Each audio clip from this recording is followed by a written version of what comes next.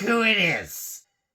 I said, barring nothing else happening. You missed some pretty good games. Yes, I did. And then the one day you show up, that happens. Yeah, I've kind of learned that I'm a bit of a curse. So what? So what? Go ahead, leave. Leave again. Leave. Leave. Door's right there. Leave. Here in transition from the old to the new, hello Utah and hello Arizona. Welcome to the Albertan Coyotes Fan. I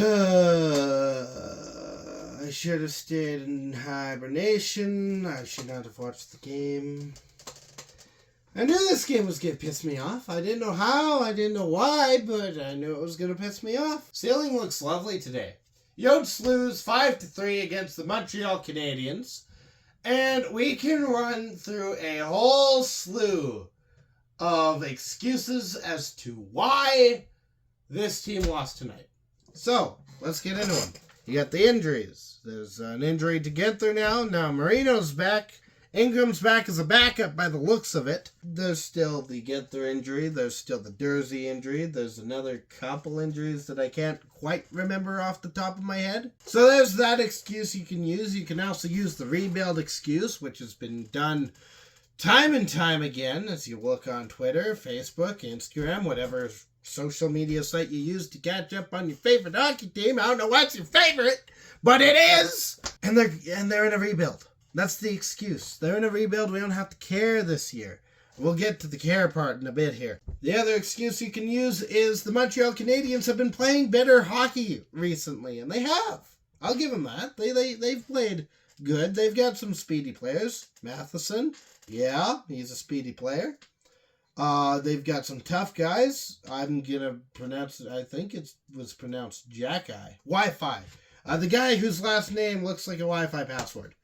Think they pronounced it Jack-Eye. He's a big body. He'll do some damage to you. And you look at the past couple of games the Montreal Canadiens have played, and yeah, they've played pretty good. We could go with the excuse that I'm just a curse to this team because, you know, I've kind of come to the realization I just might be that. But all of that fails, falls apart. All those excuses fall away because of one thing, and that is a lack of care. To put this into perspective, the Yotes scored 3 goals in this game, 2 of which you can kind of wash away because one was a gimme on a 5-on-3 because the Montreal Canadiens wouldn't stay out of the box in the first period. Don't worry, the Utah Hockey Club repays the favor by going to the box in the second. And then there was a goal by Bukestad where he bounces the puck off of Montembeault. It goes into the back of the net, which is a goal, by the way. That's 2 goals that you could wipe away a little bit. You can expect the first one, and you cannot expect the second one. Now, granted, they still count, so you still have to treat them as part of the score because they are. But aside from all of that, there's one goal that stands as something that was worth effort and worth care, and that was Keller holding the puck through pressure, mind you. He's holding the puck. He tries to take a shot. It gets kicked out to the side. The right side, Cooley finds it. He rips it into the back of the net. Montreal played better. They went to the box a lot, but they played better. Utah goes to the penalty box in the second period. Montreal starts finding ways. They look dangerous. They look like they're getting close to solving Vejmelka. Vejmelka's one of 2 players, I think, in this game that truly actually showed an emphasis on caring. The other one being Josh Doan. He was all over the ice tonight. He was up in the dirty areas. He was getting into positions where he could be useful. Had anyone else on the roster, had anyone else on the ice been up to his standard. From poor decisions that led to turnovers, from a lackluster defense on breaks going the other way, from whatever the power play is. I don't even want to touch that with a 10-foot pole, but I'll give a briefing on it. Cycling the puck without shooting. You want to score a goal, put the puck at the net.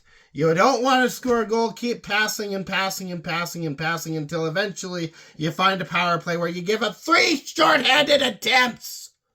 3 of them in the same power play. Kesselring with a chance to keep the puck in the offensive zone and use it.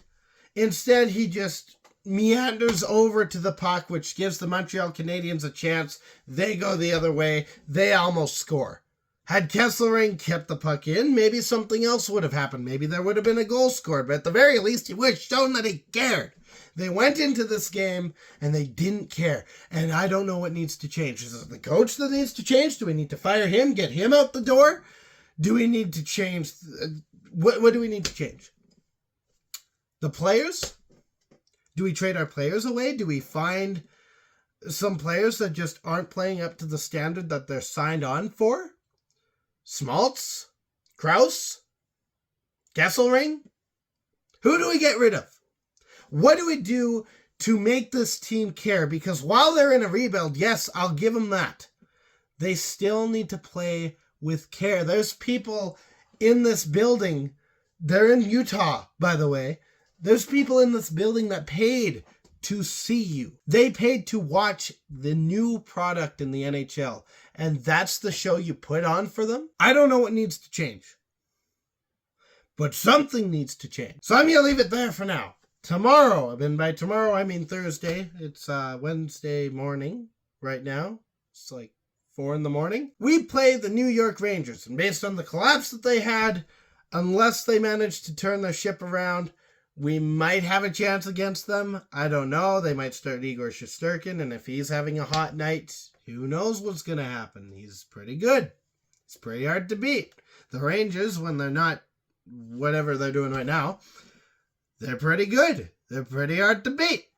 So, if they're going to win, they need to care. In the meantime, stay howling. Go Yotes. Thank you so much for watching. I know it's been a lot of this off and on thing, and there's about to be one more with the surgery coming up on Thursday next week. It's a lot. It's a lot that happened. I at least liked the thing that happened this time. This time, the thing that happened was good.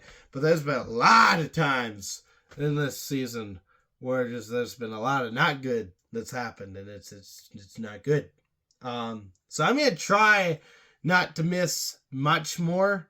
But as far as I'm concerned, where this season is concerned, I'm kind of calling it now a dud. At least personally for me.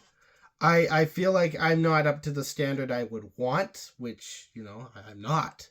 I've missed quite a few games already, and I was very adamant at the start of the season I wasn't going to miss one, and that didn't happen. So, I'm going to try and do better. I'm gonna give that rain check to after the surgery, though, because there's not much I can do to avoid that one. I would like this shoulder to stop dislocating. That'd be very nice. So, stay howling. Go Yotes. I think I already did that bit. Thank you so much for watching. If you liked what you saw, you can hit the like button. You can hit the subscribe button. There's a couple of different ways for you to show your support. If you didn't like it, I get it on 2 counts. 1, the length of time I've been gone, and 2, for cursing this team. I'm sorry. There's a dislike button for you. You can tell me how you feel in the comments. And as always, I'll be back.